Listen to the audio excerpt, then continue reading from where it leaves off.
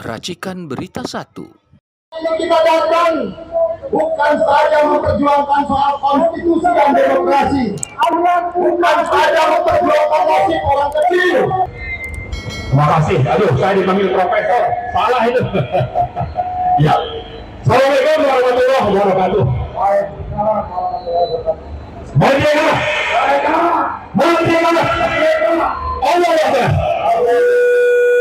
Oke, yang pertama kita sama-sama tahu ada slogan siap kalah, siap menang, atau siap menang, siap kalah bagi ketiga paslon untuk Pilpres 2024. Kita sangat paham itu, dan saya kira paslon 1 dan 3 juga paham dan siap kalah kalau memang harus kalah. Nah, masalahnya kita tidak bisa menerima kalau dikalahkan dengan cara curang. Itulah sebabnya kita melakukan aksi-aksi seperti ini. Kalau perlu selama bulan puasa pun kita siap datang, sepanjang kecurangan tidak dituntaskan. Ya, itu satu hal yang perlu diingat. Pertama didengar oleh Presiden Joko Widodo dan DPR RI. Kemudian yang kedua, kalau ada kecurangan, itu solusinya bisa melalui jalur hukum. Kedua, jalur politik. Ketiga, jalur rakyat. Ya, kalau kita bicara jalur hukum, Presiden Joko Widodo sendiri sudah menyatakan kalau ada kecurangan, silakan dilakukan ke Bawaslu atau ke MK atau ke Polri. Ya, mohon maaf ya Presiden Joko Widodo, Anda asli. Kenapa? Karena itu tidak akan dibawa. Lembaga-lembaga itu sudah dibawa kendali Anda. Anda sudah di atas pihak politiknya. Maka karena itu, mohon maaf kami tidak akan melanjutkan bersama dari relawan 01 dan 03 bicara kalau hukum itu merupakan. Ya. Kemudian yang kedua, jalur politik. Salah satu yang bisa menyelesaikan kecurangan yang dipimpin oleh Joko Widodo itu adalah melaksanakan hak angket. Nah, karena itu acara ini kita lakukan. Salah satu tujuannya adalah untuk meminta dan untuk seluruh partai, terutama yang ada di 01 dan 03, segera menunjukkan hak angket itu. Ya, walau kita ingatkan juga, mereka tidak berupaya dengan ancaman dari pemerintah, terutama Joko Widodo, yang sudah menghalalkan segala cara melalui politik tanpa moral, politik tak bermoral, melalui intimidasi dan juga menyandera partai-partai yang terlibat korupsi dan kepentingan agenda kekuasaan oligarki dan nepotisme yang terus disuarakan oleh Joko Widodo. Tapi terlepas itu semua, kami berharap 5 partai, yaitu PDIP, P3, PKS, PKB, dan Nasdem konsisten untuk terus menyuarakan angket, segera tuntaskan hak angket agar aspirasi dan tuntutan rakyat ini bisa kita dengar, dan pada saat yang bersamaan masalah kecurangan itu bisa terbongkar, dan kami yakin yang kecurangannya adalah Joko Widodo. Nah, yang terakhir, setelah hukum bermasalah, politik masih ada alasan. Yang terakhir adalah gerakan rakyat people power. Kita lakukan ini berbarengan. People power untuk menuntut angket kepada DPR, tapi siap-siap sampai itu gagal, kita harus datang ke rakyat ini, dan kita juga harus datang yang namanya Istana Merdeka agar kemudian kita tentang kejahatan rezim ini bisa siap untuk terus berjalan timur laut. Kita akan siapkan diri kita.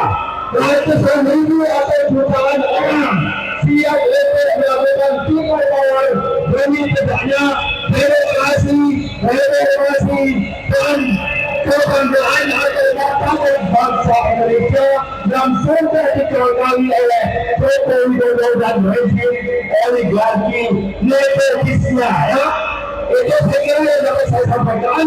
Yang penting kita harus siapkan diri kita untuk kegiatan yang akan berkelanjutan jangka panjang dan siap untuk berkorban menghadapi rezim yang menghalalkan segala cara ini. Terima kasih. Assalamualaikum warahmatullahi wabarakatuh. Merdeka! Merdeka! Allah. Assalamualaikum warahmatullahi wabarakatuh. Sesungguhnya hari ini kita datang untuk memperjuangkan nasib anak cucu kita ke depan. Assalamualaikum warahmatullahi wabarakatuh. Selamat sore dan salam sejahtera untuk kita semua. Saya kira hari ini adalah kelanjutan dari aksi-aksi kita yang sudah dimulai sejak setelah pemilu 2024 tanggal 14 yang lalu. Kita sudah melakukan berbagai langkah advokasi, termasuk tanggal 19 kita ke Bawaslu atau beberapa podcast menanggapi berbagai kecurangan pemilu. Kemudian juga kita pernah bicara tentang sistem IT yang didesain untuk memenangkan paslon 02, dan terakhir ini sistem atau KPU sekarang juga sedang mempersiapkan agar PSI lolos threshold. Nah, hari ini aksi di depan DPR saya kira tetap pada tuntutan, terutama mendorong, menuntut agar DPR, terutama yang berasal dari fraksi-fraksi di 01, yaitu Nasdem, PKB, dan PKS, lalu dari paslon 3 yaitu PDIP dan P3. 5 partai atau 5 fraksi ini dituntut oleh rakyat untuk bisa segera mewujudkan terlaksananya hak angket, minimal usul untuk disampaikan ke paripurna. Dan mudah-mudahan itu akan dimenangkan kalau mereka 5 partai ini konsisten dengan perjuangan rakyat yang sudah menuntut sejak setelah pencoblosan.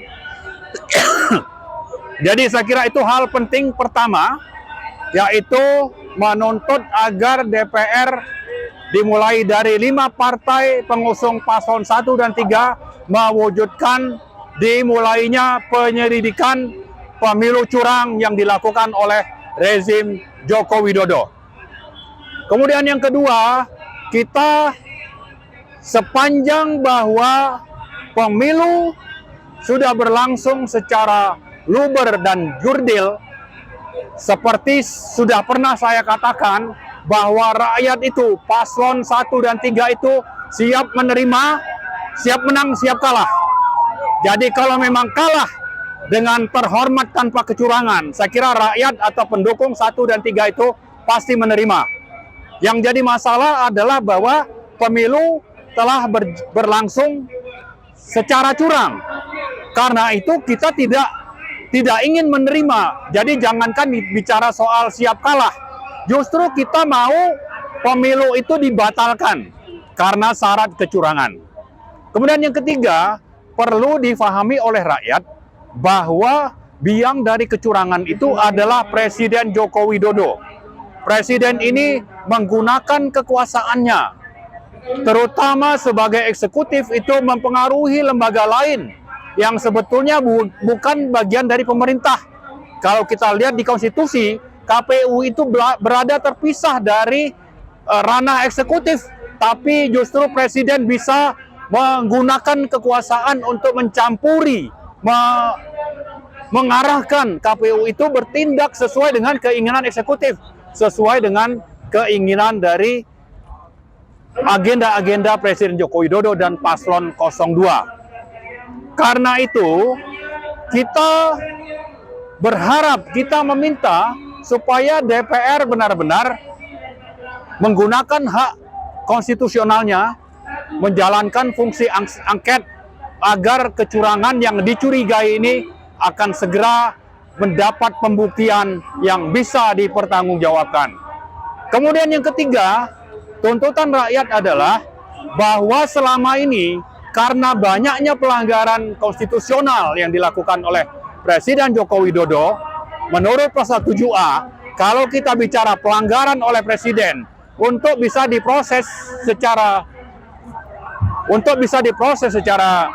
konstitusional, untuk terjadinya pemakzulan, pasal 7A mencantumkan ada 3 kategori pelanggaran yang menjadi delik pemakzulan. Pertama itu adalah pidana berat, kedua itu adalah pelanggaran etika, ketiga itu adalah pelanggaran administratif. Kalau bicara administratif, faktanya kita menemukan sampai sekarang Presiden Joko Widodo itu tidak pernah berniat atau belum berkenan atau memang sengaja menyembunyikan tentang keaslian ijazah insinyur yang katanya berasal dari UGM. Kalau bicara tentang pelanggaran etika, bahwa Presiden sudah memihak salah satu paslon, itu jelas pelanggaran etika, moral, dan ini melanggar sila pertama dari Pancasila.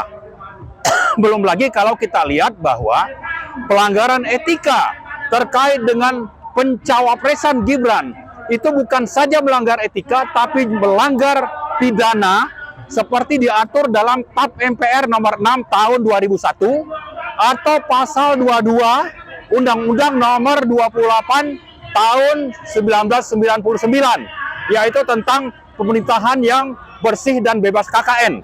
Jadi bicara tentang etika, tentang pencalonan Gibran, ini jelas pelanggaran yang harusnya bisa dengan mudah diselesaikan oleh DPR untuk memakzulkan Joko Widodo.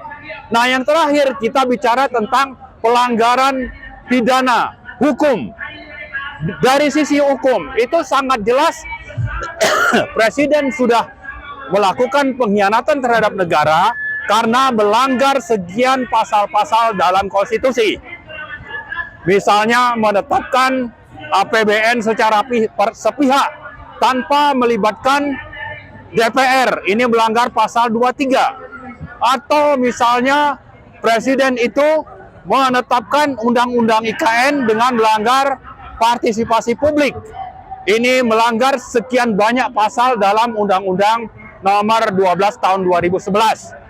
Dalam penetapan IKN, Presiden Joko Widodo juga menerapkan prinsip atau pola pemerintahan otorita. Hal ini melanggar pasal 18 Undang-Undang Dasar. Belum lagi tadi kalau kita kembali kepada pengangkatan atau pencawapresan Gibran, itu melanggar pasal 23 karena sudah mempengaruhi atau menekan MK. Dan ini melanggar pasal 23 tentang kekuasaan kehakiman. Jadi faktanya dari 3 kategori pemakzulan, apakah itu dari sisi administratif, dari sisi etika moral, atau dari sisi hukum pidana, semua delik itu sudah lebih dari cukup untuk terjadinya pemakzulan. Dan kejahatan Presiden Joko Widodo ini semakin ke belakang, semakin meningkat. Karena apa? Karena hal ini dibiarkan begitu saja oleh DPR yang harusnya melakukan fungsi pengawasan. Jadi dalam hal ini kita menuntut DPR, gunakanlah hak konstitusionalnya untuk supaya pemakzulan itu bisa terlaksana. Nah, seandainya ini tidak terjadi, apakah itu penuntasan kasus pemilu curang atau berbagai pelanggaran pasal 7A oleh Presiden Joko Widodo, maka yang tersisa adalah tinggal gerakan perlawanan rakyat melalui people power. Dan jangan lupa gerakan ini dijamin oleh pasal 28 Undang-Undang Dasar 1945 bahwa rakyat itu punya hak untuk berkumpul dan menyatakan pendapat. Ini salah satu rangkaian acara kita, dan berikutnya serial dari perlawanan rakyat ini akan kita lanjutkan, terserah itu bulan puasa atau setelah Idul Fitri. Saya kira rakyat akan terus melawan. Nah, itulah saya kira pesan penting pada hari ini yang juga telah kami sampaikan di depan gedung DPR, yang aksi-aksi dari rakyat, terutama dari relawan 01 dan 03 sedang berlangsung, dan saya kira kita siap melanjutkannya untuk masa-masa yang akan datang.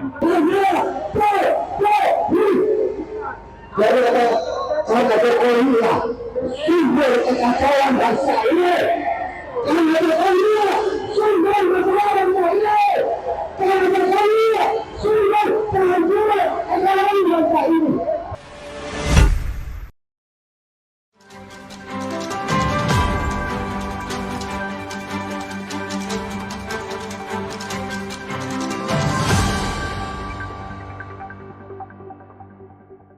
Racikan Berita 1.